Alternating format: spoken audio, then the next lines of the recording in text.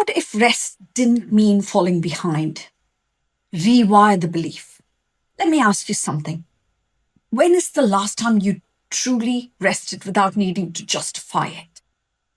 Not, I earned this weekend, not, I finished the launch. Just rest because your body asked for it.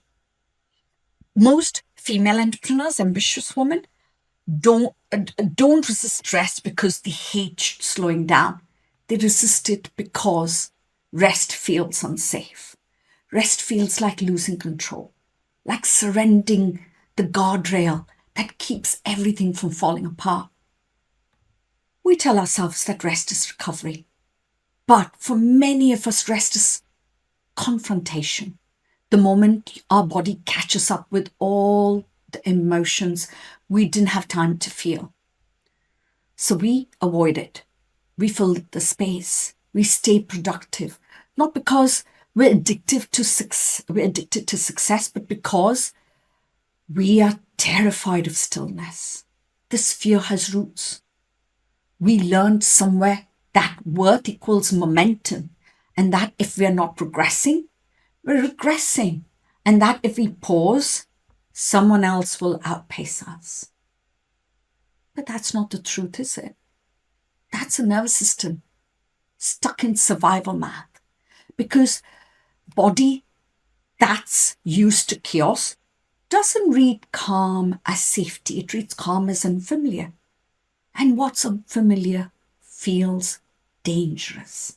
So every time you try to rest, your brain whispers, you're slipping, you're lazy, you're losing ground. But those aren't facts. Those are echoes from when safety depended on performance.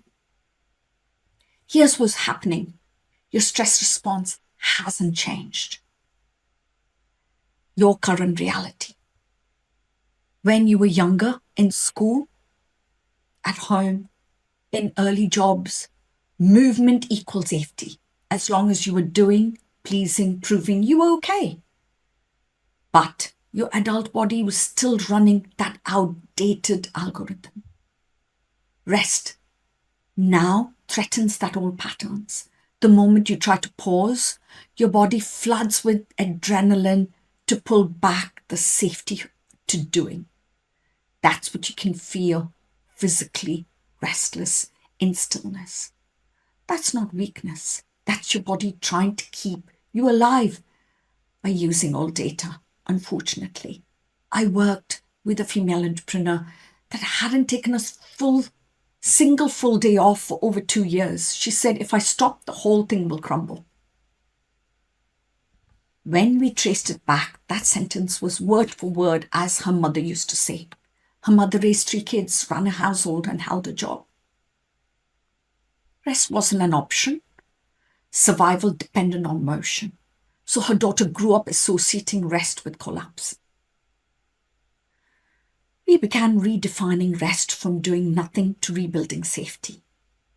We didn't start with vacations or digital detoxes. We started with 15 minutes of intentional, non-productivity coffee on the balcony, no phone, no agenda. At first, the body twitched. Her brain screamed, you're wasting time. But she stayed with it, breathed, noticing the discomfort without judging. Within weeks, those 15 minutes became her reset ritual. She said, I didn't realize rest isn't when you lose control, it's when I come home to it. Rest isn't the absence of ambition. It's the condition for sustainable ambition. You didn't lose momentum by pausing, you preserved the capacity to keep moving. Think about your nervous system like a pendulum. It's designed to swing from activation to recovery, output to input. If you only swing one way, you don't stay productive, you stay dysregulated. The dysregulation costs more time than rest ever will. Because exhaustion isn't a badge of honor. It's a delayed invoice. So, do So how do we start rewiring the belief that rest equals falling behind? Step one, give your nervous system evidence that rest is safe. Don't start with grand gestures, start micro. 5 minutes of unstructured time between calls, a walk without a podcast, one meal eaten without multitasking. Each moment tells your system, see, nothing collapsed. You're not retraining your schedule, you're retraining your safety. Step two, separate guilt from value. When guilt shows up, I should be doing more, pause.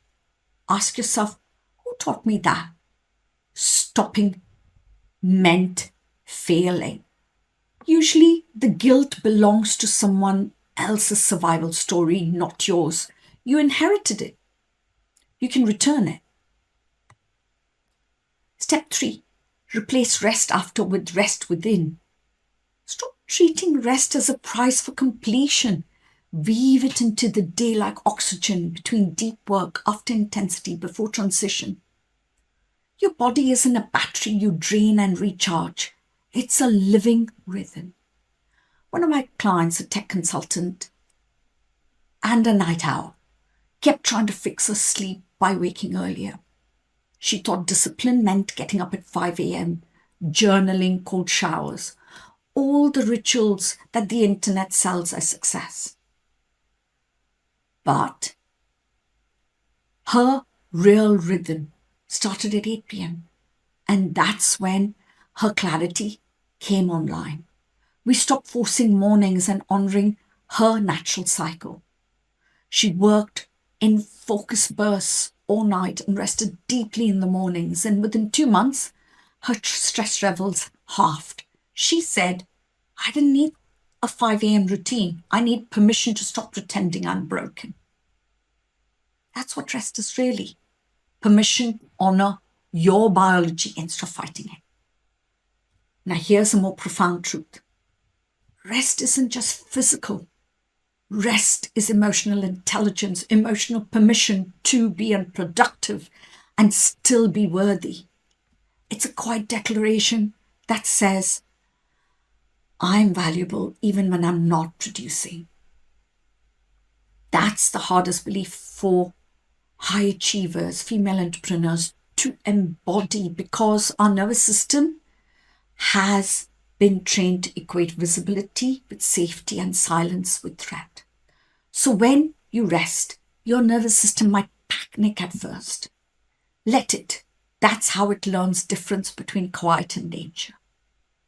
Here's a simple reflection exercise you can use this week. It's your resilient mind planner. Right on top, rest is how I receive, not how I fall behind. And then note on the back, one moment you felt guilty for slowing down. What story did that guilt belong to? One small way you can replace guilt with gratitude. You're teaching your brain that safety doesn't depend on constant performance. And when your inner voice says, you can rest after you finish, answer gently, no. I will rest to finish well. That's what means to rewire belief, not through force, through repetition, proof, and softness. You don't have to burn your purpose. You can breathe for it. Say this with me. Rest doesn't make me fall behind. It brings me back to myself. My pace is my power. And your nervous system doesn't need another push. It needs permission to land. And because when you lead from regulation, rest stops being a luxury.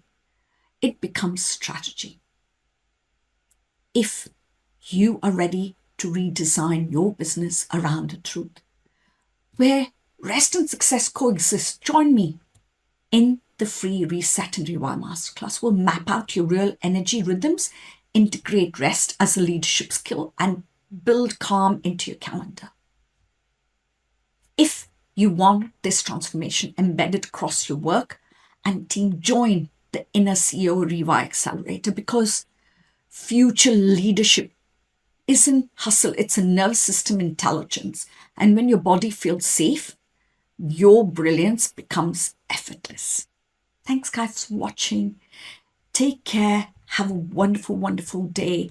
And don't forget to just watch the sequence of all of this videos. Okay, bye.